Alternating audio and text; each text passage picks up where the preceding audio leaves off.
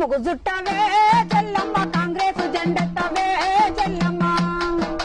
కాంగ్రెస్ జెండెత్తి కలము దక్కి కదులు 3 రంగుల జెండ గుండె కద్దుకొని మన రాష్ట్రము వచ్చనే చెల్లమ్మ మంచి రోజులు వచ్చనే చెల్లమ్మ